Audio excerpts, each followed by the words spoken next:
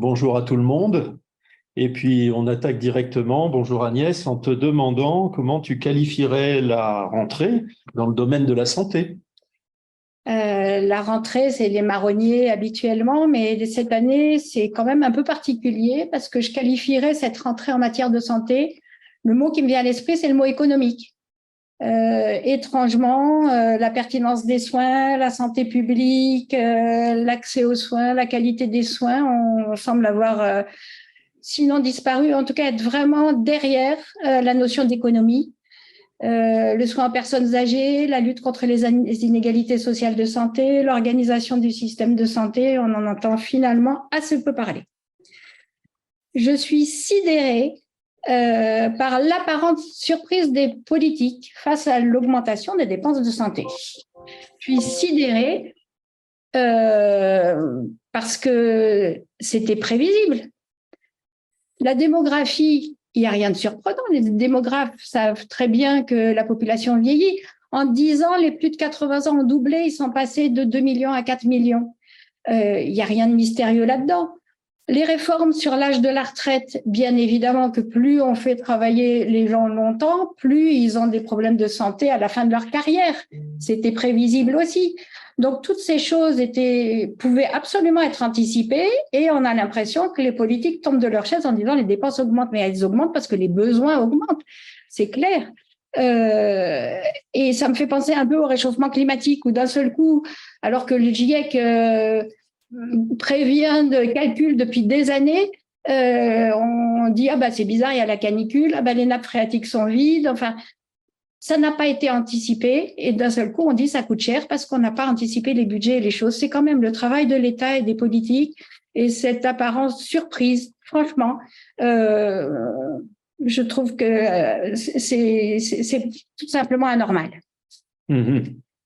Cette situation que tu décris là sur le plan macro, sur le terrain, les médecins généralistes sont plongés dedans en permanence, chaque jour. Comment vont-ils d'après toi? Je dirais qu'ils sont indignés en fait. On est indignés parce qu'on est nommé responsable de cette imprévoyance des politiques.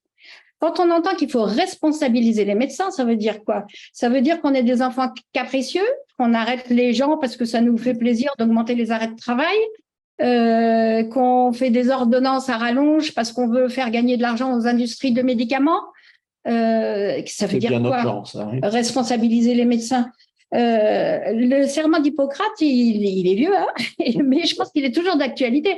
Quand on est en consultation, ce qui compte pour nous, c'est le patient qu'on a en face.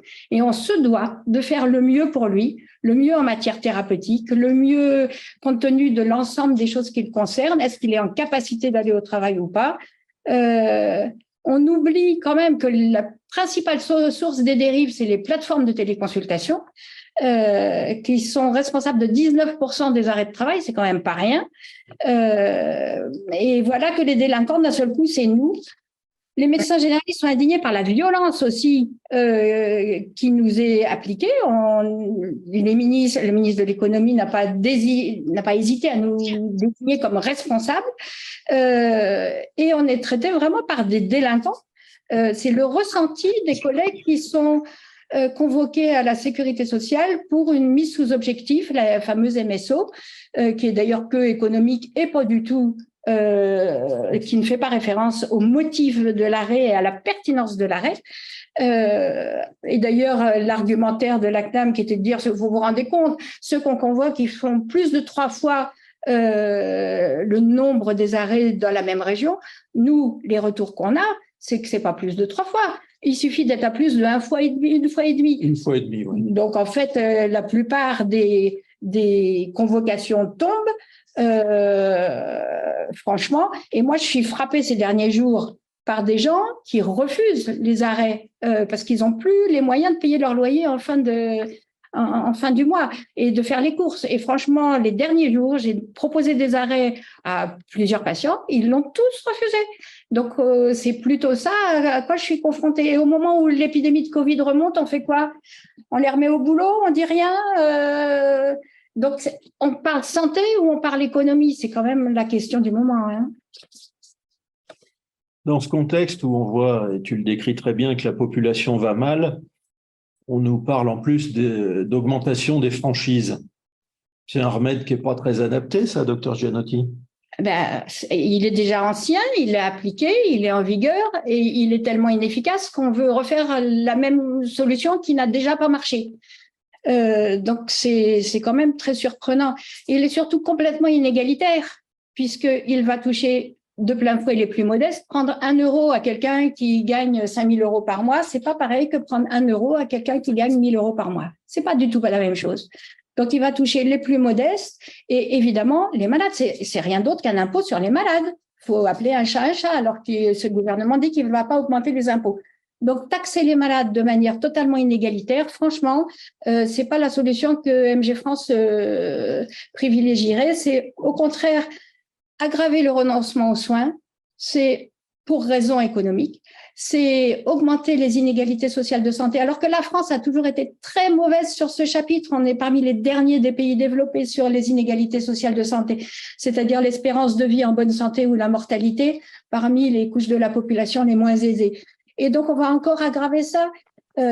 Franchement, c'est l'opposé de la demande ancienne du syndicat et qui pourtant est d'actualité, ou pour permettre l'entrée sans renoncement aux soins dans le système de santé, on milite pour le 100% prise en charge par le régime obligatoire de la consultation, c'est le médecin généraliste. Donc on en est à 1000 km, on en est à l'opposé. Pour mémoire, parce que souvent c'est un sujet un peu technique et mal maîtrisé par les gens, il y a 2 sortes de franchises, il n'y en a pas qu'une. Il y a les franchises médicales qui concernent le médicament, 50 centimes par boîte, les transports, les actes paramédicaux, 50 centimes par acte, avec un montant maximum de 50 € actuellement pour les gens en ALD. Mais il y a aussi la participation forfaitaire sur les actes médicaux. Donc, il y a 2 fois 50 €. Et ça, souvent, les gens l'oublient.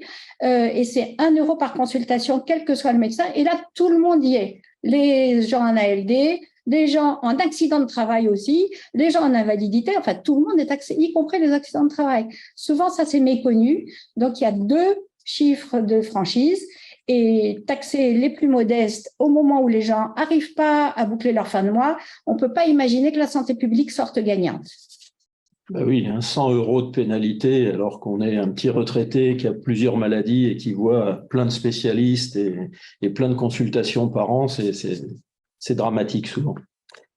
Avec un nouveau ministre, est-ce qu'on peut espérer que les choses s'arrangent? Ah ben on espère. De toute façon, on espère. Sinon, on ne serait pas syndicaliste et on ne serait pas là. Et je pense que les médecins généralistes se battent et continueront à se battre. Cette rentrée, elle est aussi sous forme de résistance. C'est-à-dire, les patients ont besoin de nous, on aime notre métier, on veut continuer à le faire dans de bonnes conditions. Donc, on espère que ce ministre va prendre les décisions qui encourageront les médecins traitants. Et je parle vraiment des médecins généralistes traitants, ceux qui s'occupent de la santé publique et des prises en charge au long cours des patients, va mettre en œuvre et des mesures efficaces pour permettre ça et permettre l'accès aux soins, la soutenabilité par le système, parce que nous tenons absolument à une assurance maladie solidaire. Ça, c'est quelque chose aussi à laquelle nous sommes très, très attachés.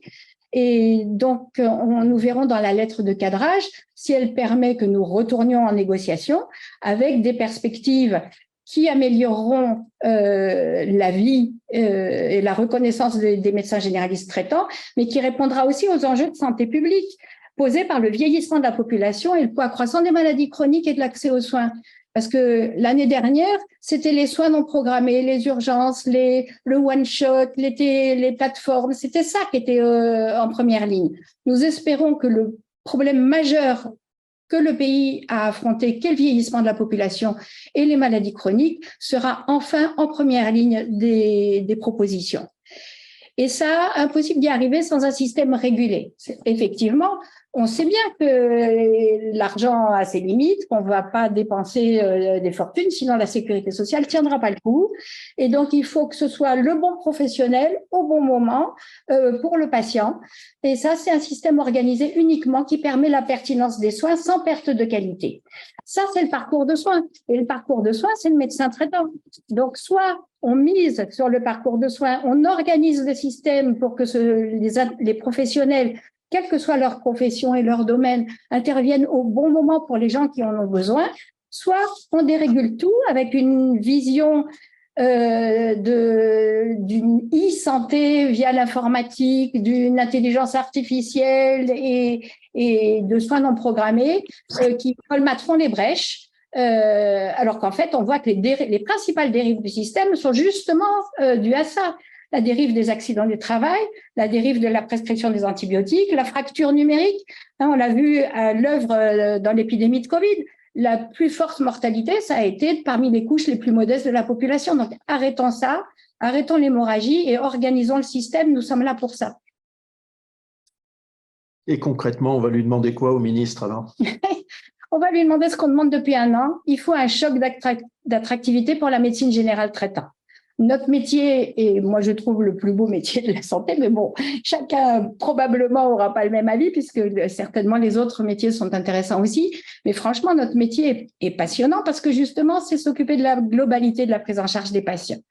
Et donc, pour que les jeunes aient envie de faire ce métier, pour que ceux qui sont en activité ne partent pas de façon prématurée ou continuent un peu après l'âge de la retraite, il faut absolument qu'on soit attractif.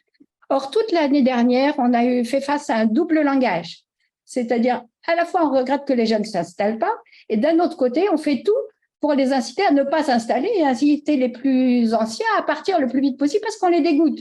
C'est-à-dire, entre accusations, contraintes, contrôle, non-revalorisation de l'activité, franchement, comment vous voulez que les gens aient envie de devenir médecin généraliste traitant? La spécialité médecine générale, qui est maintenant une spécialité exactement au même titre que les autres, il n'y a plus du tout de raison d'avoir un différentiel de revenus de l'ordre de 30% en moyenne entre notre spécialité et les autres spécialités. Il y a deux chiffres qui sont quand même très parlants dans cette rentrée. L'adresse a publié les chiffres suivants.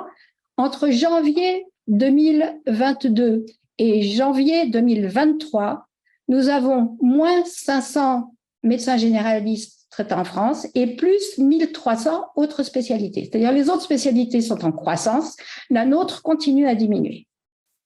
Et malheureusement, nous avons eu les choix des examens classants des étudiants en médecine qui sont en cours là en ce moment, qui commencent déjà à donner la première vue, et c'est particulièrement édifiant. Sur le classement des 500 premières places, on va peut-être vous projeter. On va vous partager à l'écran un diagramme visuel qui. Voilà. Sur les 500 premiers choix, ça nous montre le pourcentage des places offertes. L'avant-dernière ligne en bas, tout petite en bas, il y a seulement la psychiatrie derrière, c'est la médecine générale. C'est-à-dire qu'il y a moins de 2% des places disponibles offertes aux médecins généralistes qui ont été pris par les 500 premiers. Là où l'année dernière, à la même époque, le premier arrivé à l'ECN avait choisi médecine générale. Cette année, le premier voulait choisir médecine générale et compte tenu du contexte, a renoncé pour choisir maladie infectieuse. Et le premier qui a choisi, il est 78e. Donc, c'est clair. Pour dégoûter les jeunes, on a fait tout ce qu'il fallait. Donc maintenant, il est temps de redresser la barre. Le pays a besoin absolument de médecins traitants pour soigner les gens au plus proche de chez eux. Donc il faut arrêter ce bashing de médecins traitants, il faut arrêter le mépris qui est affiché et il faut au contraire encourager les médecins généralistes traitants. C'est ça qu'on attend du ministre. Bon, ça c'est nos souhaits, mais la réalité c'est le règlement arbitral qui va s'appliquer dans son intégralité à partir du 1er novembre. La consultation va être généreusement revalorisée à 26,50 €, ce qui est un petit peu étriqué, puis qui va compliquer le rendu de la monnaie. Nous sommes à 7 ans maintenant sans revalorisation des actes. Et il y a souvent une confusion entre revenus et chiffre d'affaires. Donc, on parle bien du chiffre d'affaires, c'est-à-dire ce qui nous permet de payer toutes les charges de notre activité professionnelle. Nous sommes bien évidemment confrontés aux mêmes soucis d'inflation que tous les autres, que les boulangers, les coiffeurs, monsieur tout le monde. Et donc, nous avons de plus en plus de cabinets médicaux qui sont vraiment en difficulté financière, contrairement à ce que dit et pense la sécurité sociale. parce que l'inflation, elle est réelle pour tout le monde, y compris pour les médecins traitants. Rappelons que nous sommes 96% chez les médecins généralistes à être en secteur 1, et donc nous n'avons aucune marge pour augmenter les tarifs et pouvoir faire face à l'augmentation des dépenses. Donc franchement, à l'heure où nous discutons, nous devrions déjà être quasiment à 30 € et au 1er novembre, date d'application du règlement arbitral, la consultation devrait être à quelques centimes près à 30 € tout simplement pour juguler l'inflation. Je ne parle pas d'augmentation, je parle de mise à niveau du chiffre d'affaires pour tout simplement maintenir l'activité. Et ça, franchement, c'est absolument scandaleux parce que 26,50 alors qu'on devrait être à 30 et on ose continuer à parler d'augmentation, c'est se moquer de nous, tout simplement. Donc ça, parce que c'est un mépris. Et ce mépris-là, franchement, il devient de plus en plus dur à supporter. On ressent bien ta colère, Agnès, mais certains se sont déjà lancés à prendre 30 €. Bah moi, je les comprends, hein, puisque la consultation devrait être de fait à 30 €. Je les comprends. D'un autre côté, on a dit qu'on ne souhaitait pas pénaliser les patients, que les renoncements aux soins pour MG France, c'est quelque chose de préoccupant. Mais moi, j'ai quand même quelque chose qui me fait tiquer. Au moment où le gouvernement imagine mettre des franchises, augmenter le reste à charge ne poserait pas de problème quand il s'agit du gouvernement, mais ça serait intolérable lorsqu'il s'agit des médecins. Ça veut dire quoi? C'est faites ce que je dis, mais faites pas ce que je fais.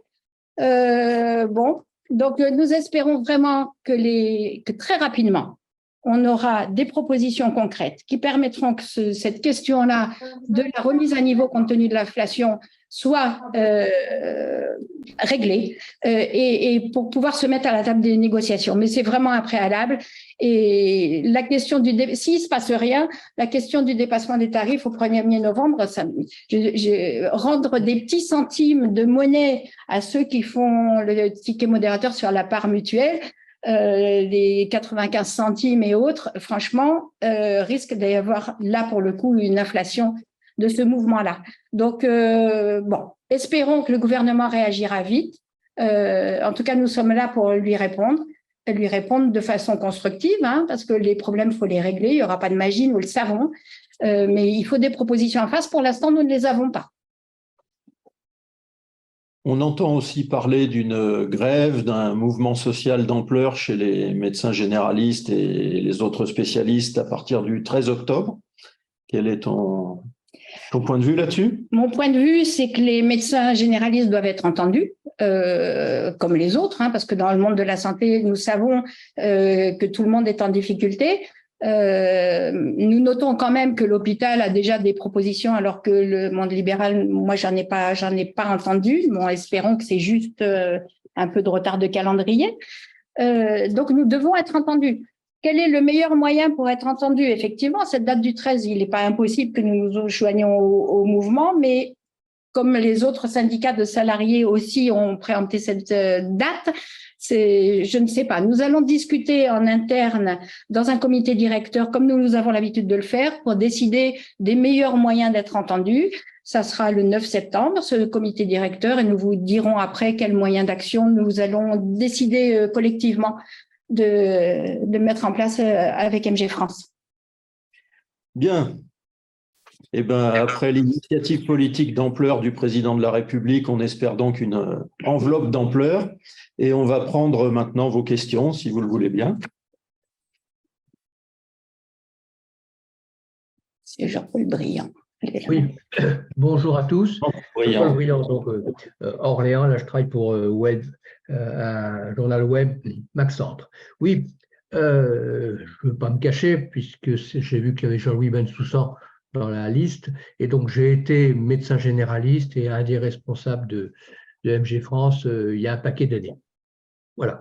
Donc à l'époque, justement en 2011, il y avait le CR100 francs et MG France, et nous avions lancé ce mouvement pour que les médecins choisissent d'emblée de tarifier leur consultation à 100 francs, puisque c'était des francs à l'époque. Voilà. À titre personnel, j'avais été convoqué, il y avait une plainte qui a été contre moi, j'avais été convoqué à la DG Concon, c'est ce qu'on appelait ça comme ça, pour je ne sais plus combien d'amendes. J'avais un paquet d'amendes. À chaque fois que je prenais 100 francs, bien sûr, j'avais des amendes. Voilà. Mais ça avait bien marché quand même. Il y avait eu un mouvement de contestation qui avait permis de nous compter, d'une part, et puis qui avait permis, je pense, de faire bouger les lignes. Voilà. Alors, est-ce que vous pensez que MG France va lancer ce mouvement et faire en sorte du C à 30 € d'emblée, même si effectivement, je l'ai bien entendu par la présidente, ça va pénaliser un certain nombre de patients. Mais on peut imaginer quand même que, voilà. Donc, je voudrais savoir si c'est clair et définitif, s'il y aura un lancement ou pas de ce mouvement de contestation, d'appliquer systématiquement une consultation à 30 €.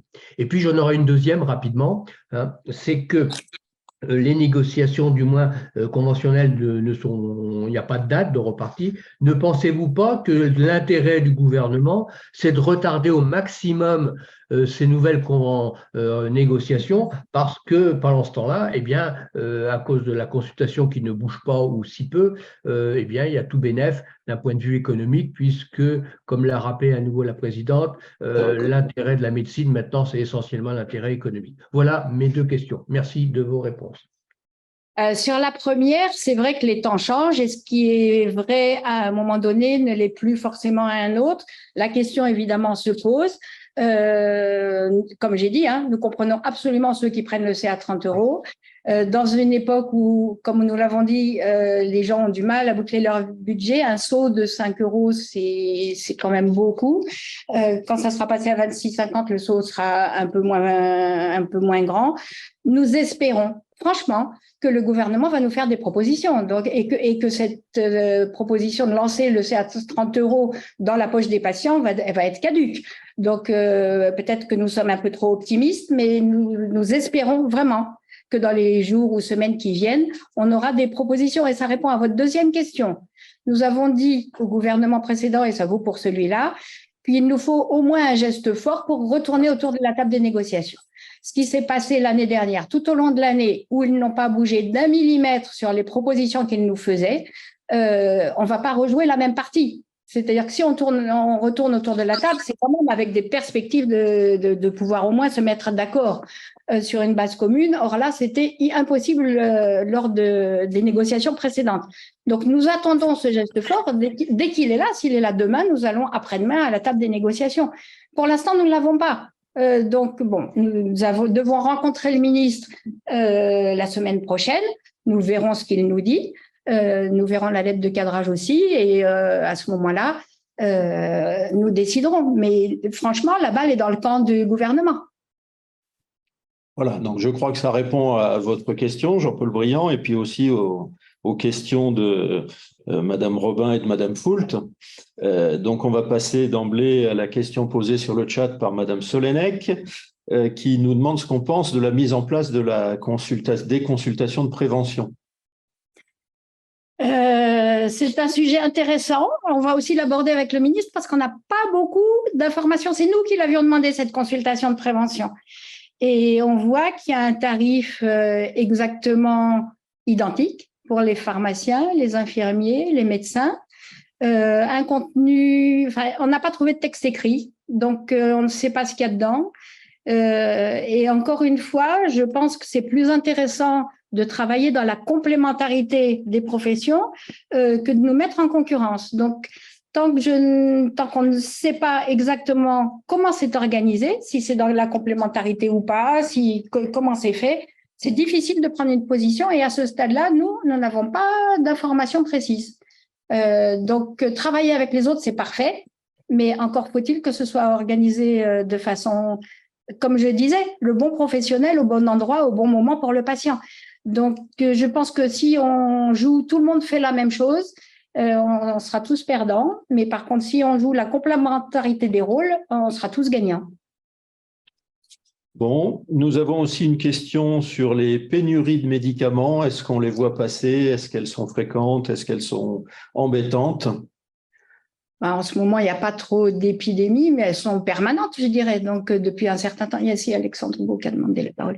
Elles sont permanentes depuis un bout de temps, donc on se débrouille comme on peut en remplaçant une chose par une autre. À noter quand même que des fois, on est obligé de donner des antibiotiques avec plus d'antibiorésistance parce que ceux qui en ont le moins, ils sont manquants. Donc, je ne sais pas si là, il est question de nous responsabiliser encore une fois, mais le tarif de médicaments, c'est pas nous. Les approvisionnements de médicaments, c'est pas nous. Donc, c'est un sujet préoccupant, mais c'est pas de notre sort. Bon, on va donner la parole maintenant un petit peu à la salle. Alexandre Beau. Oui, bonjour à vous deux. Excusez-moi, je sais que vous avez déjà répondu très grandement à ma première interrogation, mais une question très simple. Est-ce que j'ai cru comprendre qu'hier, la CSMF a rencontré Aurélien Rousseau, donc une semaine un petit peu avant vous. Est-ce que vous avez eu des échos de cet échange? Parce que j'imagine que la question du C est déjà venue sur la table lors de cet échange. Merci. Non, nous n'avons pas eu de retour. Nous avons discuté avec eux, mais d'autres choses. Donc, je ne sais pas vous dire. Il faut les interroger eux-mêmes sur la tonalité et le contenu de leurs échanges. Je ne sais pas. Bien, donc on repasse au chat. Corinne Duhamel nous demande quel message syndical nous faisons passer aux collègues qui sont ciblés par la MSO, la mise sous objectif de leur prescription d'accident de travail, d'arrêt de travail. Il est simple le message. Ne pas se laisser faire d'abord, ne pas se laisser intimider, puisque la CNAM, dans sa communication et dans son argumentaire, mélange deux problèmes. Elle dit oh, quand même, vous ne pouvez pas être contre la lutte contre la fraude. Bien évidemment, nous soutenons la lutte contre la fraude. Il y a des fraudeurs chez les médecins, comme il y en a chez les garagistes, les boulangers. Enfin bref, ça fait partie de l'être humain. Donc il y en a chez nous et nous comme ailleurs. Donc la lutte contre la fraude est un sujet. Ce n'est pas le sujet de cette campagne. Le sujet de cette campagne, c'est une pression sur l'ensemble de la profession pour qu'on s'auto-censure et que ce soit une sorte de culpabilisation automatique dès qu'on fait une prescription pour qu'on réduise nos prescriptions. C'est ça l'objectif. Et d'ailleurs, le taux affiché de plus de 3%, je ne sais pas si je l'ai dit tout à l'heure, en fait, on constate que c'est 1,5%, c'est-à-dire peanuts, quoi. Et la plupart des gens qu'on accompagne lors des entretiens dits confraternels, en général, la procédure s'arrête parce que c'est non justifié, parce que médicalement, c'est non justifié cette procédure. Donc, il s'agit bien d'une pression psychologique. Donc, d'abord, le message, il est simple. N'allez jamais non accompagné. Faites-vous toujours accompagner par un représentant syndical de votre département, quel que soit le syndicat. Aidez à vous faire défendre, à être défendu. Et refuser la mise sous objectif, puisqu'on le répète, c'est une mise sous objectif statistique et économique, et ce n'est pas une mise sous objectif de santé publique. Donc, le fait de savoir si on va arrêter tel et tel doit dépendre de la santé du patient et non pas des objectifs économiques de Monsieur le ministre de la Santé.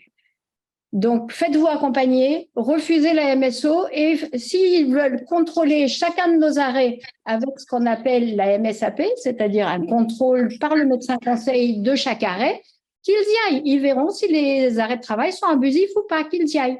La lutte contre la fraude, c'est un autre sujet et c'est absolument minoritaire. Notons aussi que ce qui est cher en matière de budget, ce sont les arrêts longs des gens très malades. Et en général, les arrêts longs des gens très malades, eh ben, c'est des gens qu'on ne peut pas remettre au travail. Et c'est des raisons structurelles qui font que leur arrêt se prolonge. Soit la validité n'est pas faite, les médecins du travail, il n'y en a plus, les médecins conseils, il n'y en a presque plus. Donc, le système dysfonctionne.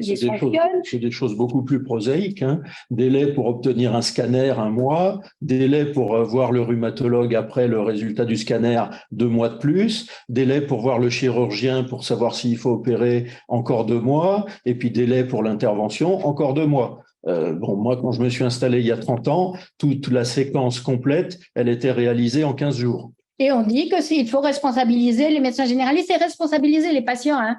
Ça, c'est aussi inadmissible. Dans l'argumentaire en ce moment qui traîne sur les ondes, on entend qu'il faut responsabiliser les patients. Les patients sont-ils responsables de leur maladie? Est-ce que le gouvernement pense vraiment que c'est un loisir de venir voir le médecin?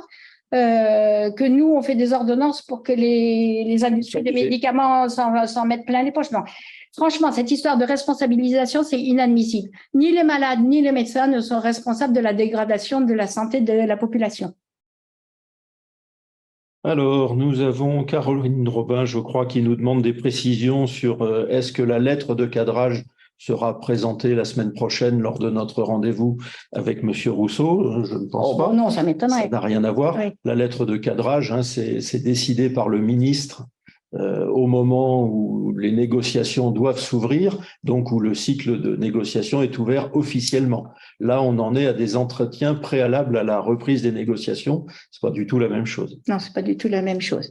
Mais nous espérons en tout cas que nous aurons dans sa prise de parole, dans ce qu'il nous dira, des éléments suffisamment forts et sûrs pour dire bon bah ok, on peut reprendre, au moins oralement. Et la lettre de cadrage, évidemment, servira à confirmer ou pas ce qui nous aura été dit sur les grandes lignes. Alors, dans le chat, nous avons Monsieur Buisson, député de l'Ain, qui nous dit que nous avons présenté les chiffres des choix des 500 premiers et qui nous demande ce qu'il en est du chiffre global de l'ensemble des postes proposés. Ah, on ne peut pas vous dire parce qu'il est en cours le choix, donc comme c'est par ordre d'arrivée. Je pense qu'il veut savoir combien il y a de postes en tout, etc. En tout, il y a 9 484 postes offerts à l'ensemble des étudiants. Il y en a 3 856 réservés pour la médecine générale. Donc, moins de la moitié quand même, alors qu'on a plus besoin de généralistes. Bon, voilà. Mais donc, sur les choix, on peut pas, faut attendre que tout le monde ait choisi et c'est pas encore fait. C'est en cours, évidemment. On nous demande aussi dans le chat, c'est Solène Poulenec, ce que nous pensons de l'idée de généraliser les tests TROD. Oh ben ça, c'est une bonne idée. Si on en avait plus pour des maladies différentes, je veux dire, pas en nombre, ça nous aiderait certainement à avoir des dépistages rapides au cabinet. Mais ça me fait penser à un autre sujet qui est celui des vaccins. Ça fait des années qu'MG France demande que les médecins généralistes aient des vaccins dans leur frigo. Enfin, nous avons réussi pendant l'épidémie de Covid à les avoir, mais bon, il fallait quand même aller se fournir à la pharmacie, ce qui fait qu'il y avait un petit gap entre les deux.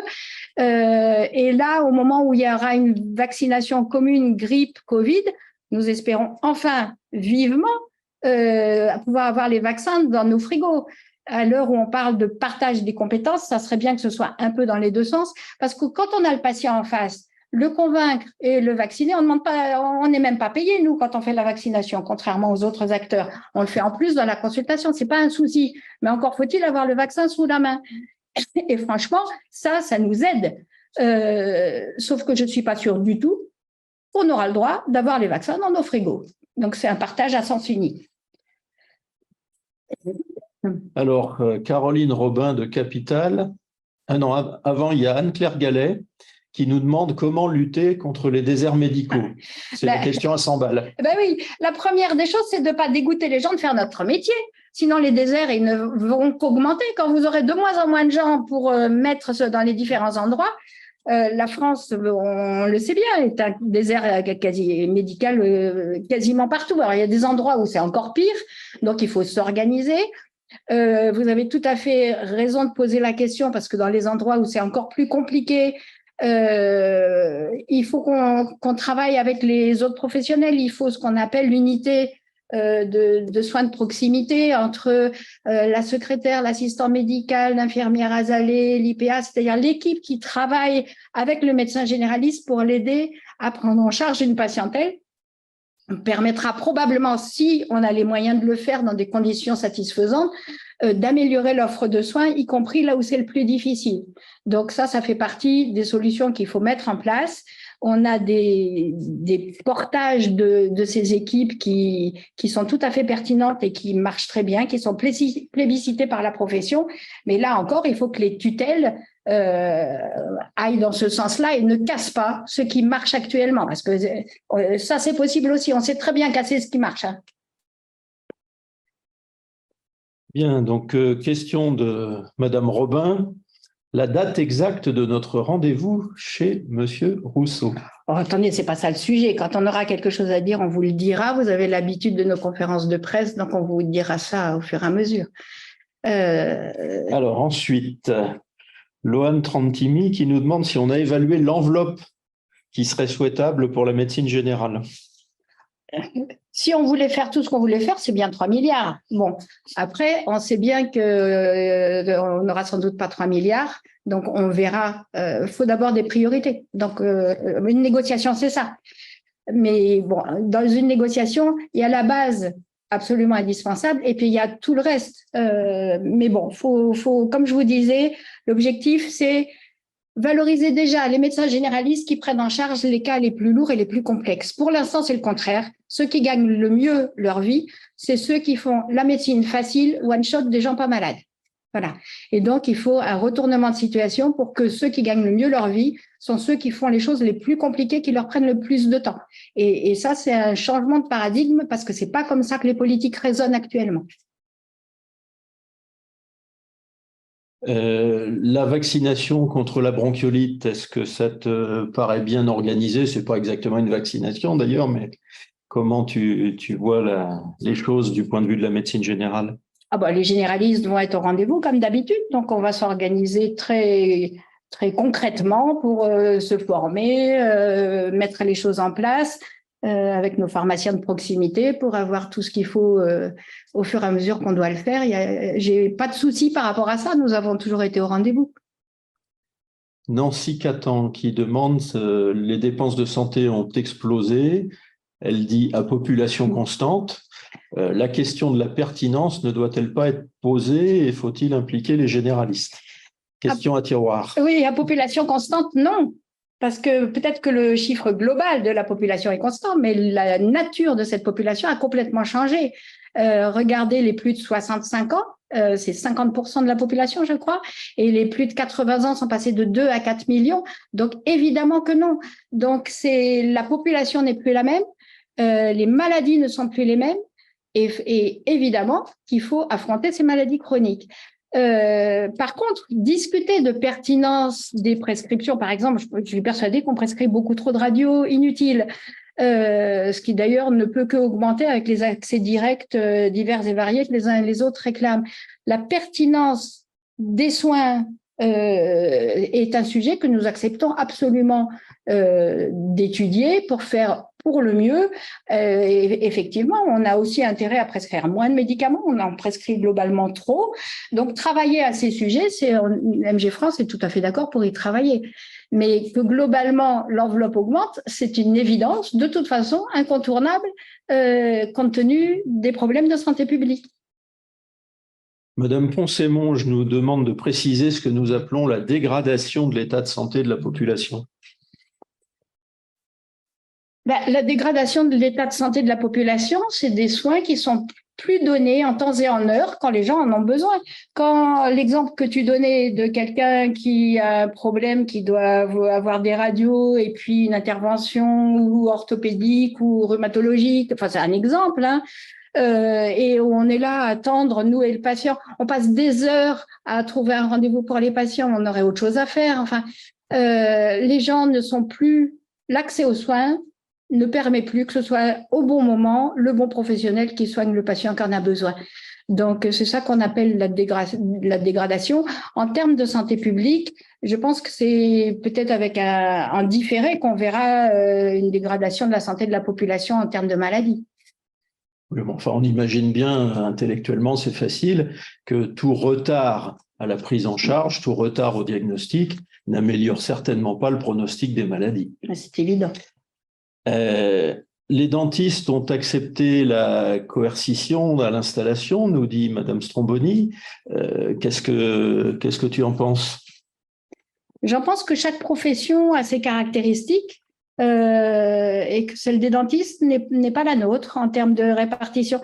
Les médecins traitants, contrairement aux apparences, sont la profession la mieux répartie sur le territoire, hein, par rapport aux infirmiers, aux kinés et aux autres. N'oubliez pas ça, parce qu'on nous montre toujours du doigt, parce qu'on a besoin d'être plus nombreux, tout simplement. Les dentistes, c'est probablement un autre sujet. Ils n'ont pas non plus les mêmes difficultés que nous en termes budgétaires. Ils ont aussi des matériels différents qui leur coûtent beaucoup d'argent. Enfin, il y a des réalités. Il faut discuter avec eux, mais il y a des réalités des dentistes qui ne sont pas les mêmes que les nôtres. Solène Poulenec encore, qui nous demande ce qu'on pense des maisons de santé pluriprofessionnelles promues par le gouvernement? Nous les avons créées, nous les avons toujours soutenues et nous continuons. Il ne faut pas imaginer qu'il y aura un modèle unique. Nous sortirons du fossé, nous avons besoin de tout le monde, ceux qui travaillent seuls, ceux qui ne travaillent pas seuls, ceux qui travaillent avec des petites équipes, des plus grosses équipes. On remarque quand même actuellement que ceux qui sont en plus grande difficulté financière sont les plus grosses structures, parce que les frais de gestion des structures, comme on disait, on parle de chiffre d'affaires, les factures d'électricité, les locations, franchement, les coûts de ceux qui sont en MSP, nous avons plusieurs exemples en ce moment de MSP qui sont en train de fermer ou au bord de la faillite parce qu'ils n'ont plus les possibilités de… Ils n'ont plus la trésorerie. Voilà, de payer les frais.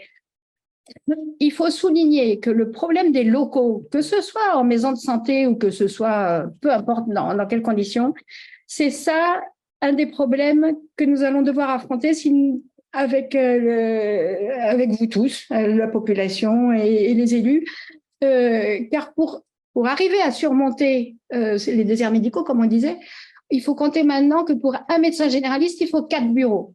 Comme on vous a dit, on est tous en secteur 1, donc financer 4 bureaux pour nous seuls, c'est pas possible. Il faut prévoir dans les locaux, que ce soit en MSP ou pas.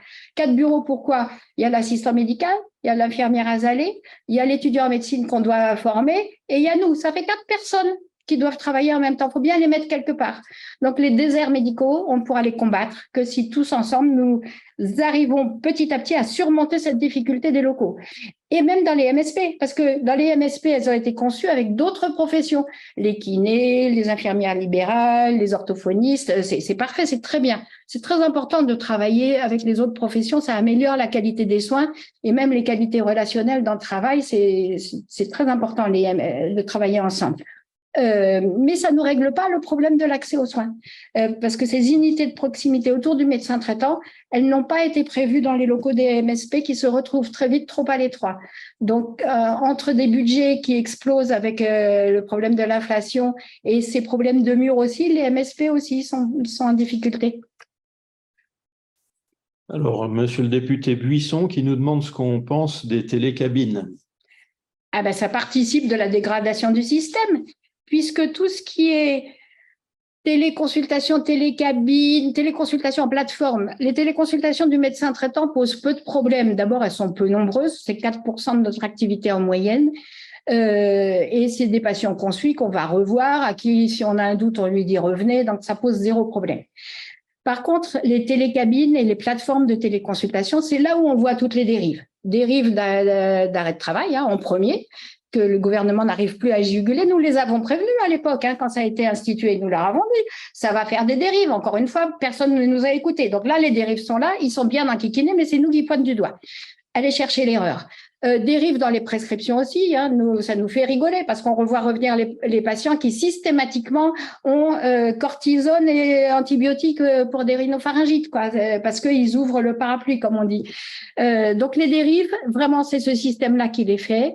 Et derrière ces télécabines, derrière ces plateformes, il y a des médecins généralistes et qui gagnent énormément d'argent parce que une téléconsultation dans une télécabine, on peut en faire 8, 10 par heure, là où nous, on voit 3, 4, peut-être 5 patients par heure, mais au maximum, 5, c'est un max. Donc plutôt 4. Eux, ils font le double pour le même tarif. Donc effectivement, ils se prennent pas la tête, ils ne suivent pas les gens, ils ne les revoient pas puisque c'est pas leur métier. Le devenir du patient, après, dès qu'on raccroche, c'est terminé. Donc, il n'y a pas de suivi. La qualité des soins se dégrade et ça coûte très cher. C'est-à-dire que la CNAM, elle doit être capable de vous dire combien ça coûte. Et c'est curieux, ce chiffre-là, moi, je ne l'ai pas entendu. Alors qu'ils ont la donnée. Ça, ils ont la donnée. Top secret. Stéphane de Vendeuvre nous parle d'attractivité en baisse, de burn-out dans la profession et chez les étudiants et nous demande ce qu'on pense faire pour aider nos confrères. Allez voir le ministre, c'est ça en premier, puisque c'est ça dans l'échéancier. Et nous avons absolument besoin d'un message qui encourage la profession au lieu de la décourager, puisque c'est ça on n'a que ça depuis un an. Que ce soit au Parlement, que ce soit les attaques de la CNAM, que ce soit les différentes mesures. Donc franchement, il faut arrêter ça, il faut qu'on travaille ensemble. Franchement, on ne peut plus perdre son énergie à se battre contre des moulins à vent avec des gens qui imaginent qu'on peut faire sans médecin traitant. Sans médecin traitant, on ne va pas y arriver, c'est-à-dire en qualité des soins. Ou alors avec la privatisation du système à l'américaine, c'est-à-dire les riches se soignent, les pauvres ne se soignent pas, ou alors se débrouillent. Donc ça, on n'en veut pas non plus. Donc on a besoin absolument que le politique encourage les médecins généralistes traitants, et pas seulement les médecins généralistes, parce que si c'est pour qu'on aille tous dans les centres de soins non programmés et les plateformes, on a compris qu'on ne réglera pas le problème de santé publique du pays. Donc c'est vraiment l'activité du médecin généraliste traitant autour de l'organisation des soins et de la prise en charge globale dont on a besoin. Monsieur le ministre, chouchoutez-nous. Voilà. Marie-Claire Renaud du Figaro nous demande ce qui se passe au niveau des lapins, parce qu'elle trouve qu'on n'en parle plus, et est-ce qu'il faut continuer de lutter contre? Alors nous, les lapins, encore une fois, je parle des médecins généralistes traitants, on est peu impactés, parce qu'on connaît les gens, on les voit, on les revoit. Ça peut arriver qu'il y en ait un qui loupe son rendez-vous, mais en général, il a une bonne raison. Ceux qui sont plus impactés, c'est ceux qui prennent les rendez-vous sur certaines plateformes très en vogue, on va dire, et qui connaissent pas, c'est les nouveaux patients et qui consomment du soin. Donc, il faut arrêter de consommer du soin. Il faut répondre aux besoins et non pas à la demande. Et pour l'instant, malheureusement, c'est plutôt comme les télécabines et autres, on fait ça en termes de consommation de soins et non pas de réponse aux besoins de soins. Donc, quand on est dans des démarches de réponse aux besoins de soins, on a de temps en temps des rendez-vous loupés. Mais franchement, ça nous impacte assez peu, certainement moins aussi que les autres spécialités. Alors, Serge Bernadette te pose une intéressante question sur le chapitre long et dense sur la financiarisation du système de soins qui est consacré dans le rapport chargé-produit de la CNAM. Quelle est ta vision là-dessus? Ma vision, c'est très préoccupant. La financiarisation, on l'a vu à l'œuvre dans les biologies, ce qui fait que du coup, maintenant, le bras de fer entre la CNAM et les grandes multinationales, on pourrait presque appeler ça comme ça, qui sont derrière les laboratoires de biologie, c'est difficile d'emporter le morceau. On le voit aussi sur le prix des médicaments. Les radiologues sont en passe d'être rachetés aussi. Les cliniques, en fait, de montage financier en montage complexe. Ils savent très bien faire, c'est des gens très outillés pour reprendre la main. Les cliniques, les professionnels de santé ne sont plus à la manœuvre dans leur propre clinique. Donc, ça pose déjà un problème dans les autres spécialités qui sont vraiment touchées de plein fouet par cette question. Et effectivement, quand un système tombe ou est malade, les rapaces arrivent et ils sont déjà là à guetter la médecine générale. Et d'après vous, qui est derrière les plateformes de téléconsultation et autres? Il y a les fonds de pension. Donc tout ça, ça va ensemble. Considérer la santé comme un bien de consommation, c'est la porte aussi ouverte à tout ça. Et là, adieu à la solidarité, adieu à l'équité et bonjour les inégalités sociales de santé, quoi. Jean-Paul Briand en rajoute une couche. La FMF, l'UFML, le SML, enfin tous les autres syndicats presque, demandent l'égalité tarifaire pour toutes les spécialités, ainsi qu'une ouverture du secteur 2 pour tous les médecins libéraux. Tu penses quoi de cette proposition? Je pense qu'en pleine séance de négociation conventionnelle l'année dernière, au début, à la première comme à la dernière séance, c'est MG France qui a dit que quand même, c'est inenvisageable qu'on n'ait pas le même tarif puisque la médecine générale est une spécialité comme les autres, encore plus avec la 4e année qui arrive, et que paradoxalement, à la dernière séance de négo et dans le règlement arbitral, c'est pas ça qu'on a. C'est-à-dire on a un tarif pour la médecine générale et un autre pour la médecine générale spécialisée, dite spécialisée, alors qu'on est une spécialité. Pour les autres spécialités, tu veux dire. Voilà, et donc avec même une nouvelle lettre clé, téléconsultation pour le spécialiste, qu'à 5 € de plus, qui n'a aucune justification. Donc là, franchement, je ne comprends pas cet aspect du règlement arbitral qui grave dans le marbre une différence de rémunération entre la spécialité médecine générale et les autres. C'est absolument inadmissible. Donc évidemment que c'est un de nos chevals de bataille et nous sommes curieux de savoir comment la CNAM va faire des propositions pour qu'on arrête ça, puisque dans le règlement arbitral, c'est dedans. Donc ça, c'est l'ouverture du secteur 2. l'ouverture du secteur 2, vous avez compris qu'on préfère que le secteur 1 soit bien rémunéré, on préfère que les patients soient bien soignés. C'est ça qui est prioritaire. C'est ça qui est prioritaire. Les mutuelles et la privatisation, parce que les mutuelles, c'est les assurances, c'est la privatisation. Hein. Vous avez compris que c'est pas ce qu'on préfère en matière d'organisation des soins. La solidarité est plutôt le système que MG France promeut. Stéphane de Vendœuvre a levé la main dans la salle. Oui, rebonjour. Vous n'avez pas répondu à ma question tout à l'heure, donc je la repose par oral. J'avais écrit, vous avez évoqué la complémentarité des professionnels de santé en matière de prévention. J'aurais voulu que vous nous expliquiez comment vous verriez la chose. Donc, en clair, comment traduire vos propos. Et une sous-question à la question, c'est est-ce que cela signifie également que vous entendez par là des niveaux de rétribution variables selon les professionnels de santé, ou est-ce que chacun doit être logé à la même enseigne dès lors qu'il s'agit de programme de prévention? Merci. Nous disons seulement, et nous l'avons toujours dit, qu'il faut que les professions de santé travaillent entre elles, et nous avons proposé à la CNAM depuis longtemps de faire des sortes de conventions entre différentes professions. Je vais juste vous donner un exemple. Sur le dépistage du cancer colorectal, nous proposions que nous fassions le fait de donner le premier kit, parce que c'est là où il y a l'interrogatoire sur est-ce qu'il y a eu des cancers dans la famille, c'est nous qui savons si le patient a eu une coloscopie ou pas. Enfin, nous pouvions donner le premier kit et que le pharmacien les renouvelle. C'est ça qu'on pouvait imaginer comme organisation de ce dépistage. Bon, c'est un exemple. Après, sur chaque sujet, les choses varient. Donc ça, c'est à discuter entre professions. Nous ne sommes pas du tout opposés à travailler avec les autres.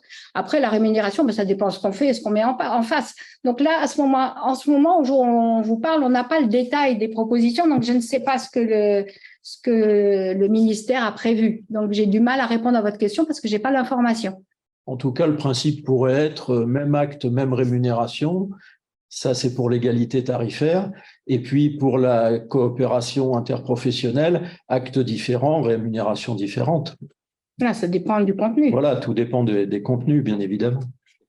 J'ai une deuxième question par rapport à cela. Vous avez évoqué une enveloppe de 3 milliards tout à l'heure. Est-ce que vous pourriez nous dire à quoi ça correspond, justement, ces 3 milliards, au-delà de la simple augmentation du prix du coût de la consultation? L'augmentation du coût de la consultation, c'est déjà une enveloppe de l'ordre d'1,250 milliard. Non, 850 millions si on part du règlement arbitral. Oui, si on part de la marge du règlement arbitral, ça fait un peu moins, mais enfin, on est déjà dans l'ordre de grandeur du milliard. Et puis, il y a 1,8 milliard, c'est pour une consulte à 30 €, une consulte à 26,50 €. Non, pas 1,8 milliard, 850 millions en plus, tout simplement, pour passer à 30 € après le 1er novembre. D'accord. Bon, le reste, écoutez, la visite n'a pas été revalorisée depuis des années. Des années, ce qui fait que plus personne va en visite voir les personnes qui en ont besoin, qui peuvent pas se déplacer. On n'a plus le temps de faire des visites de complaisance. Ça, c'est fini. C'était il y a 30 ans. Donc, les visites qu'on fait sont uniquement des visites utiles. L'indemnité kilométrique, ça fait genre 17 ans ou 1995. 1995. Le prix de l'essence n'est pas le même. Ça vous aura pas échappé.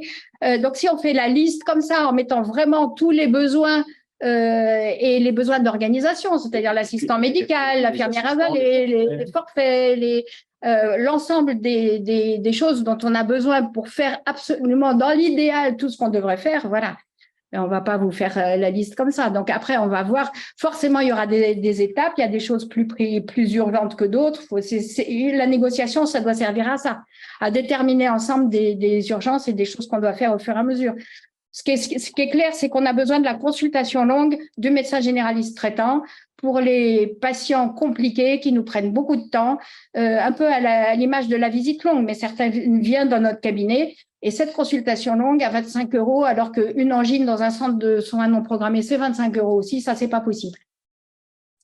On rappelle toujours que l'OMS, dans sa grande sagesse, dit que pour qu'un système de santé soit bien équilibré, il faut consacrer 1% du PIB d'un État au système de soins de premier recours. 1% du PIB, en France, ça fait 25 milliards d'euros. Donc, vous voyez qu'on est très raisonnable avec nos 3 milliards.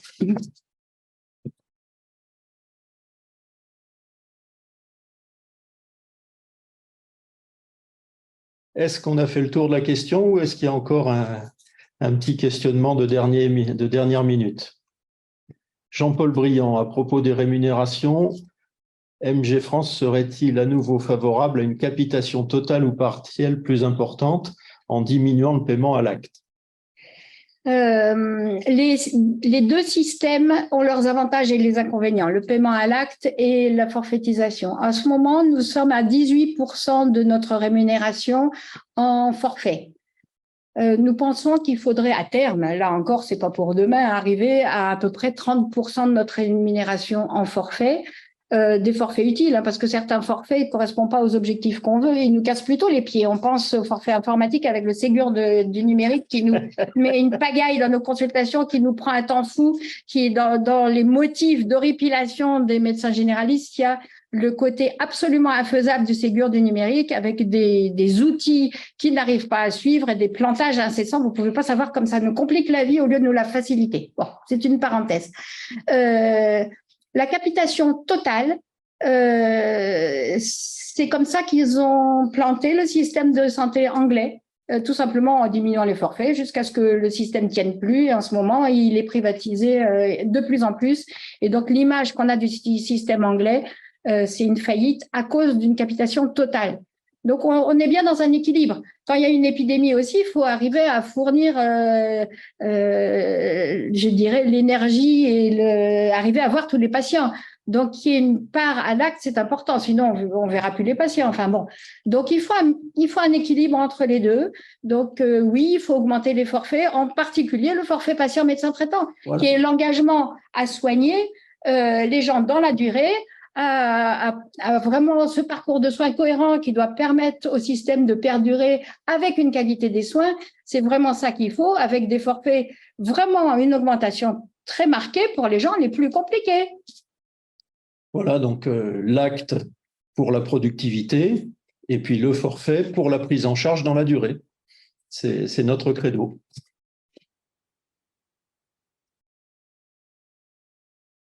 Bon, je pense qu'on a éclusé les questions. De toute façon, nous aurons l'occasion de nous revoir. Hein. Vous avez l'habitude maintenant de nos conférences de presse. Nous sommes très heureux de vous accueillir et ben, on vous racontera la suite.